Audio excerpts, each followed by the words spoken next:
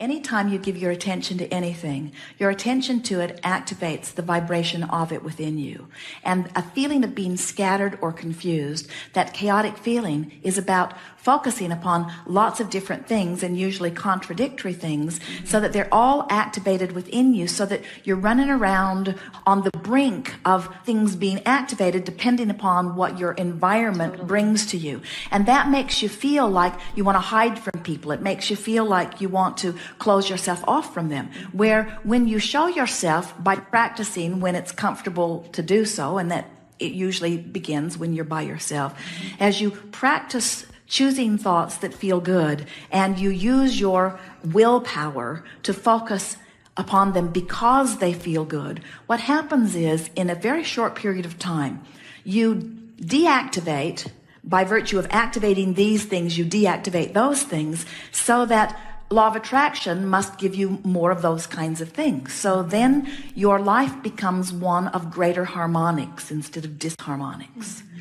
You don't want to be single-minded, because we like the word you use. You like the richness and fullness of the variety of your experience. But you can have richness in harmony, or you can have richness or variety in disharmony or discord. So it's all about my newfound determination to focus with the intention of generating a feeling that feels good to me while I do it. 15 minutes of breathing, really breathing with the idea of filling my body, filling my lungs, so that my lungs can transport the oxygen and all of its life-giving qualities to the extremities of my body. Breathing. If you're running, if you're moving your body, you're doing it automatically. But breathe. It is the exercise of allowing above all other exercises of allowing. In other words, the air is there for you. The well-being is there for you. Source energy has lined everything up for you. Just breathe yourself into receiving the fullness, and no chaos there. Just breathe. It is the most natural thing in the world. You are worthy and loved and brilliant, and your life has caused you to launch so many rockets that are right there, ready to come into fruition. Just breathe them into being. If you will take time to breathe yourself into alignment before your first encounter in a day, you'll find that you won't be trying so hard. What's happening to you is you're very sensitive to energy. And so you get yourself lined up, and then you introduce yourself in really full fashion to what's going on with someone else.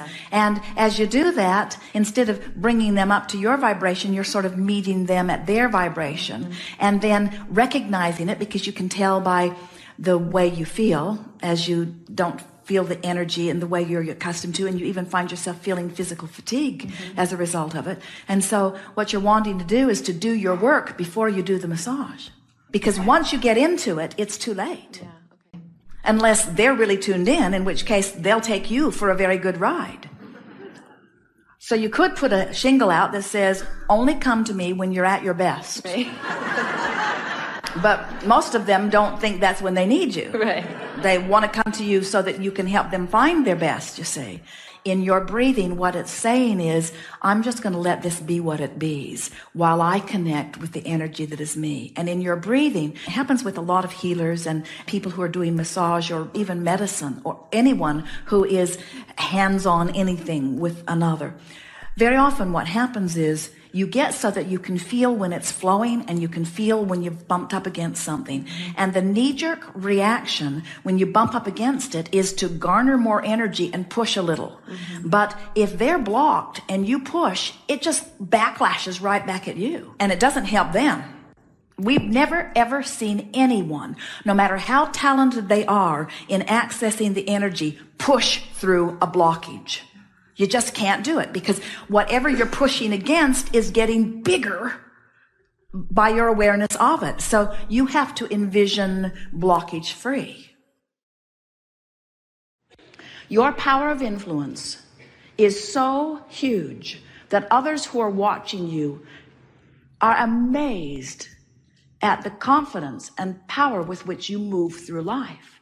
When you are a vibrational match to who you are, law of attraction brings to you, surrounds you with, lines up for you a steady stream of powerful, joyful opportunities and openings that just lead you segment by segment toward an ever-evolving, always unfolding, joyful life experience. It's not about knowing what you don't want so you know what you do want, and then you have to figure out how to get over there to what you do want. We're not talking about the handful or dozen or hundreds or even the thousands of things that you are wanting. And this workshop is not about getting you to those things. This workshop is about helping you to reorient your understanding of why you are here in this body to begin with. You did not come forth to get it done. You did not come forth to identify things you want and then move over to live the manifestation of them, because the manifestation of them is better than the absence of them. You came forth in order to identify what you want so that you could move in the direction of what you want, so that you can enjoy the stream of life that is constant and eternal. You want to be in the flow of who you are, not bucking the current. You have the power to raise your own energy and serve the world. Stay here, and we will reveal the secret to awake your true power in the next part. In fact, we're now helping you to understand that your inner being has been thinking about what you're thinking about for a long time. That's, in many cases, why you're thinking about it right now. The process has already begun. And so we want to help you to feel that you are an extension of that source energy. We want you to feel that you have source energy thinking through you. We want you to feel the fullness of who you are. And so we talk to you about your relationship with non-physical, all the time wanting to help you to return more to a vibrational understanding of who you are, and not so much a see it, hear it, smell it, taste it, touch it aspect of who you are. The manifestation is so important that you don't really want for very long to do the other work, even though the other work is essential for the achieving of everything that you want. It's like you want to take a shortcut. It's like you want somebody else to present something in a way that all you have to do is look at it. And when you look at it, you'll feel better. But the thing about that is you don't get practiced. You don't get practiced about directing your thoughts. You've got to practice yourself in sync with this source energy that is within you, and nobody else can do it for you, because you have created a very unique vortex. Your inner being is tending for you a unique vibrational frequency that is of your own making. No one else owns it. No one else is going to swoop in and achieve your desires. Everyone has their own individual desires. Your frequencies are that unique, you see. Would it really be possible for you to be in a situation where you are surrounded by a lot of life experience that is not in keeping with what's in your vortex? Is that even possible? If you tune yourself consistently to well-being, will you constantly be challenged by unwanted things?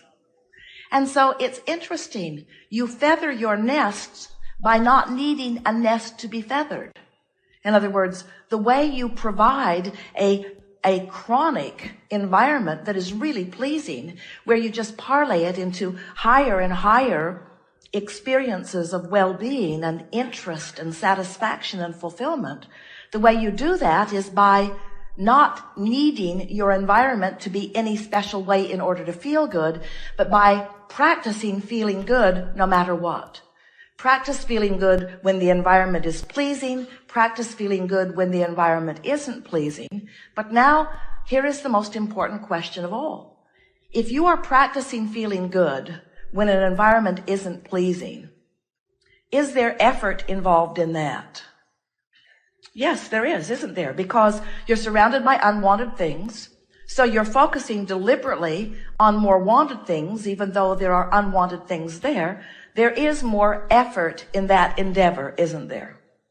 If your quest is for ease, then your quest is for alignment or allowing. And if that really is what you are going for, if you have lowered the barricades from yourself, if you have set yourself free in the sense that you're not monitoring yourself, you're not beating up on yourself, you're not so diligent and efforting so hard to make sure that each and every step or thought or word is the right one, but instead you have this soft flowing, free, good feeling of knowing the ease of well-being. But when you're in the vortex, appreciation just comes naturally, doesn't it, if you will allow it?